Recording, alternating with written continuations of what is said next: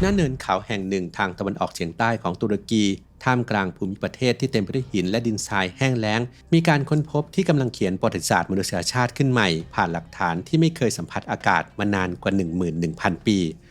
สถานที่แห่งนี้มีชื่อว่าคาราฮานเทเพตั้งอยู่ห่างจากโกเบคลีเทเพอันโด่งดังเพียง 46 กิโลเมตรนักโบราณคดีเชื่อว่าทั้งสองสถานที่โบราณนี้ถูกสร้างขึ้นจากผู้คนในอารยธรรมเดียวกันซึ่งถ้าหากการค้นพบที่โกเบคลีเทเพคือการเติมเต็มความเข้าใจของเราเกี่ยวกับอารยธรรมโบราณของมนุษย์ยุคแรกเริ่มคาราฮานเทเพก็คือการค้นพบที่กำลังสั่นคลอนความเข้าใจนั้นคลิปนี้อับดุลไฮทูบได้นำเรื่องราวของดินแดนโบราณที่ทั้งมหัศจรรย์และน่าพิศวงที่กำลังท้าทายความรู้ที่ผู้เชี่ยวชาญยึดถือกันมานานหลายสิบปี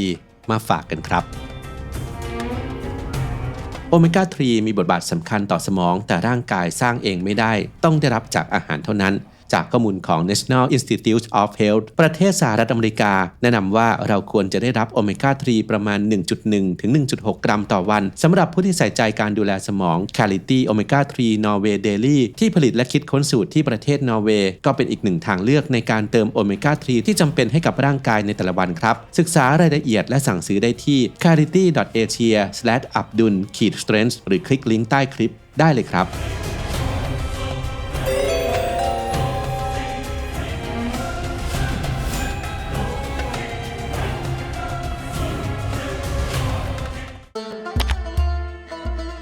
คาราฮานเทเพแหล่งโบราณคดีอายุกว่า 11,000 ถึง 12,000 ปีตั้งอยู่ในภูมิภาคทัชเทเปเลทางตะวันออกเฉียงใต้ของตุรกีสถานที่แห่งนี้มีความสำคัญอย่างยิ่งในวงการโบราณคดีในฐานะกำลังเขียนตำราประวัติศาสตร์ใหม่ด้วยการเผยให้เห็นจุดเริ่มต้นของอารยธรรมมนุษย์ในแบบที่ไม่เคยมีใครคาดคิดมาก่อนหนึ่งในการค้นพบที่โดดเด่นที่สุดคือ Sitting Man รูปสลักมนุษย์เพศชายสูงประมาณ 2.3 เมตรแสดงร่างกายที่เห็นซี่โครงและมือจับหรือวางอยู่บริเวณอวัยวะเพศความสมจริงทางสรีรวิทยานี้ถือว่าหาได้ยากมากในศิลปะยุคหินใหม่เนื่องจากในยุคนั้นยังคงเป็นรูปทรงนามธรรมหรือสัญลักษณ์นักวิจัยเชื่อว่ารูปสลักที่คล้ายภาพเหมือนมนุษย์นี้อาจสื่อถึงบรรพบุรุษหรือบุคคลสำคัญในชุมชนมากกว่าที่จะเป็นเพียงรูปเคารพทางศาสนาแบบนามธรรมซึ่งถือเป็นหลักฐานของการเปลี่ยนแปลงทางความคิดครั้งสำคัญของมนุษย์ยุคหินใหม่ที่เริ่มมองเห็นภาพลักษณ์ของตัวเองในฐานะส่วนหนึ่งของงานศิลปะและพิธีกรรมสิ่งนี้ท้าทายแนวคิดเดิมที่ว่าสังคมมนุษย์ยุคนั้นยังไม่มีความซับซ้อนทางวัฒนธรรมปริศนาใหญ่ที่สุดอย่างหนึ่งของโกเบคลีเทเพคือเสาหินรูปตัวทีเหล่านั้นสื่อถึงอะไรกันแน่แม้จะมีการสลักรูปแขนและมือไว้ที่ด้านข้างแต่กลับไม่มีใบหน้า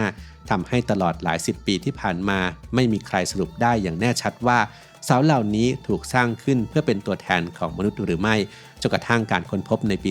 2025 ที่คาราฮานเทเพ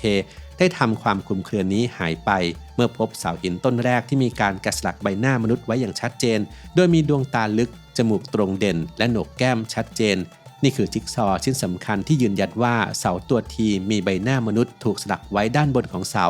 คล้ายใบหน้าที่ผุดออกมาจากหินนอกจากปริศนาเรื่องเสาหินนักโบราณคดียังเคยถกเถียงกันมานานว่าโกเบคลีเทเพเป็นแค่วิหารสำหรับพิธีกรรมที่กลุ่มพรานล่าสัตว์เร่ร่อนเดินทางมารวมตัวกันทำพิธีแล้วจากไปหรือมีคนอาศัยอยู่ในพื้นที่ด้วย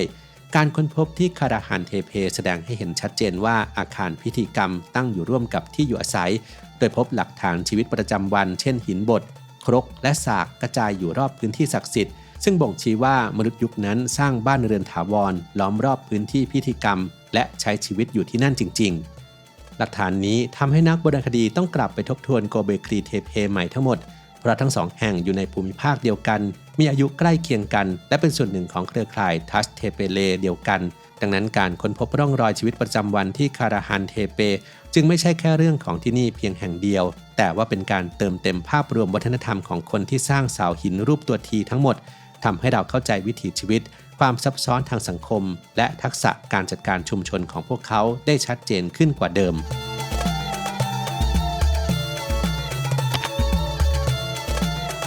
การพบร่องรอยของเตาไฟสิ่งของใช้ในชีวิตประจำวันและเครื่องมือทำอาหารในที่พักอาศัยที่ล้อมรอบอาคารพิธีกรรมบ่งชี้ว่าการรับประทานอาหารไม่ใช่แค่เรื่องของความหิวแต่มีบทบาทสำคัญต่อวิถีชีวิตที่ถักทอผู้คนจำนวนมากในชุมชนเข้าหากัน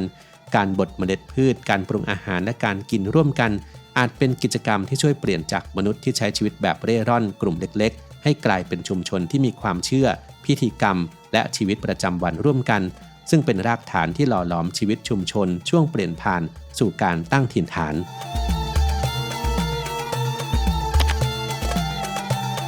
ทัชเทเปเลแปลตรงตัวว่าเนินเขาแห่งหินหรือโครงการวิจัยโบราณคดีขนาดใหญ่ที่เปิดตัวโดยกระทรวงวัฒนธรรมและการท่องเที่ยวของตุรกีในปี 2021 มีเป้าหมายเพื่อศึกษาและขุดค้นกลุ่มแหล่งตั้งถิ่นฐานยุคหินใหม่ในภูมิภาคชันลืออูฟาและพื้นที่โดยรอบเพื่อทำความเข้าใจเกี่ยวกับต้นกำเนิดของอารยธรรมมนุษย์เครือข่ายนี้ประกอบด้วยแหล่งโบราณคดีบนเนินเขาประมาณ12แห่งบางแห่งมีอายุเก่าแก่ถึง 12,000 ปีสถานที่สำคัญได้แก่โกเบคลีเทเพศาสนสถานที่เก่าแก่ที่สุดในโลกและเป็นมรดกโลกยูเนสโกไซบูสแหล่งโบราณคดีที่พบภาพสลักนูนต่ำที่อาจจะเป็นฉากเล่าเรื่องเก่าแก่ที่สุดชิ้นหนึ่งของโลกและคาราฮานเทเปจุดที่ค้นพบเสาหินรูปหน้ามนุษย์ซึ่งมีอายุใกล้เคียงกับโกเบคลีเทเพสิ่งที่ทำให้เครือข่ายนี้พิเศษคือแม้ทุกแหล่งโบราณคดีจะตั้งอยู่คนละตำแหน่งแต่เชื่อมโยงกันในฐานะอารยธรรมเดียวกันผ่านการสร้างเสาหินรูปตัวทีการแกะสลักรูปสัตว์ที่ซับซ้อนเช่นงูเสือดาวและสุนัขจิ้งจอกรวมถึงโครงสร้างสถาปัตยกรรมในแบบแผนเดียวกัน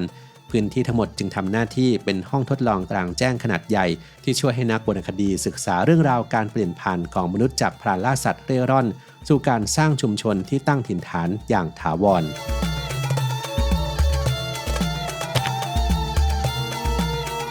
เดิมทีนักโบราณคดีอธิบายกำเนิดอารยธรรมด้วยลำดับเดิมที่ฟังดูสมเหตุสมผลว่ามนุษย์นั้นเริ่มทำเกษตรก่อนจากนั้นจึงตั้งถิ่นฐานถาวรและเมื่อมีอาหารเหลือพอจึงค่อยสร้างสังคมที่ซับซ้อนขึ้นแต่การค้นพบที่คาราฮานเทเพกำลังพลิกลำดับนั้นทั้งหมดศาสตราจารย์เนชมีคารูและทีมนักโบราณคดีระบุว่าการที่คาราฮานเทเปรายล้อมไปด้วยที่พักอาศัยในลักษณะหมู่บ้านภายในพบร่องรอยชีวิตประจำวันอันมีชีวิตชีวาบ่งชี้ว่าผู้คนไม่ได้มาเพียงชั่วคราวเพื่อประกอบพิธีแล้วจากไปแต่อาศัยและใช้ชีวิตร่วมกันเป็นชุมชนรวมถึงการพบซากไหม้เกรียมบนพื้นอาคารซึ่งถูกตีความว่าอาจเกี่ยวข้องกับการอบขนมปังแสดงถึงการรู้จักนำธัญพืชป่ามาแปรรูปเป็นอาหารไม่ใช่พืชที่ผ่านการเพาะปลูกเพราะไม่พบหลักฐานชัดเจนว่ามีการทำเกษตรกรรมเต็มรูปแบบไม่ว่าจะเป็นพืชที่ผ่านการปรับเปลี่ยนทางพันธุกรรมโดยมนุษย์หรือสัตว์เลี้ยงในระบบปศุสัตว์ที่มีโครงสร้างชัดเจนนั่นหมายความว่าเมื่อ 12,000 ปีก่อนมนุษย์รวมตัวกันสร้างชุมชนถาวรและสร้างอาคารขนาดใหญ่เพื่อกิจกรรมทางสังคมและพิธีกรรมได้ก่อนที่จะมีเกษตรกรรมอารยธรรมมนุษย์อาจไม่ได้เริ่มจากการทำไร่นาอย่างที่เคยเข้าใจแต่เริ่มจากการที่มนุษย์ตัดสินใจลงหลักปักฐานอยู่ร่วมกันหนึ่งในการค้นพบที่น่าอัศจรรย์และเต็มไปด้วยปริศนามากที่สุดสำหรับนักโบราณคดีคือห้องแห่งพิธีกรรมที่คาราฮานเทเปโครงสร้างที่ถูกขุดลงไปในชั้นหินปูนลึก 3.5 เมตรมีขนาดประมาณ 7x6 เมตรเสาและรูปสลักเกือบทั้งหมดถูกสร้างขึ้นจากพื้นหินเดิมสะท้อนให้เห็นถึงความประณีตและความศรัทธาของผู้สร้างอย่างลึกซึ้งหัวใจของห้องนี้คือรูปสลักมนุษย์เพศชายที่ร่างกายส่วนล่างจมหายไปกับพื้นหินราวกับกำลังผุดขึ้นจากดินหรือค่อยๆจมลงสู่โลกรายล้อมรอบด้วยเสาหิน10ต้นที่แกะสลักให้มีลักษณะคล้ายอวัยวะเพศชายซึ่งถือเป็นหนึ่งในตัวอย่างที่เก่าแก่ที่สุดของสัญลักษณ์ลึงในประวัติศาสตร์มนุษยชาติ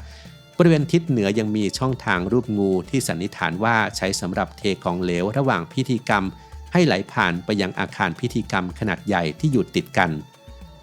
นักโบราณคดีวิเคราะห์ว่าห้องนี้น่าจะเป็นสถานที่สำหรับพิธีรับสมาชิกเข้าสู่สังคม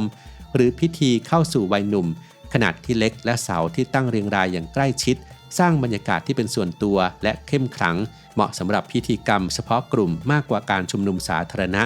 อย่างไรก็ตามนักโบราณคดีระบุว่าห้องนี้คือภาษาภาพที่ไม่มีกุญแจสำหรับแปลความหมายเนื่องจากคนยุคนั้นไม่มีตัวอักษรดังนั้นความหมายที่แท้จริงของห้องแห่งนี้ยังไม่อาจสรุปได้อย่างชัดเจนนักโบราณคดีพบว่าคาราฮานเทเปมีผู้คนอยู่อาศัยต่อเนื่องมานานกว่า 1,500 ปีแต่แล้วจู่ๆผู้อยู่อาศัยก็ฝังกลบอาคารทั้งหมดด้วยดินและเศษหินแล้วทิ้งสถานที่แห่งนี้ไปอย่างถาวรนักโบราณคดีมองว่าการฝังกลบนี้ไม่ได้เป็นการทิ้งร้างอย่างกระทันหันเพราะอาคารหลายหลังไม่ได้พังถล่มตามธรรมชาติ แต่มีร่องรอยการเติมดินและหินเข้าไปอย่างเป็นระบบพฤติกรรมเช่นนี้ยังพบได้ในแหล่งยุคหินใหม่หลายแห่งของอนาโตเลียและตะวันออกใกล้ซึ่งยังคงเป็นหัวข้อที่นักโบราณคดีถกเถียงกันถึงปัจจุบันศาสตราจารย์เน็ตมีคารูผู้อำนวยการขุดค้นกล่าวว่าบทเรียนสำคัญที่ได้จากที่นี่คือจะไม่มีสิ่งไหนที่ค้นพบแล้วกลายเป็นความประหลาดใจครั้งสุดท้ายเพราะทุกครั้งที่ขุดลึกลงไปปริศนาใหม่ก็ปรากฏขึ้นเสมอและนั่นยิ่งสำคัญขึ้นไปอีกเมื่อรู้ว่าปัจจุบันการขุดค้นที่คาราฮานเทเปยังอยู่ในระยะเริ่มต้นพื้นที่ใต้เนินเขาแห่งนี้ยังมีเรื่องราวอีกมากมายที่รอการค้นพบ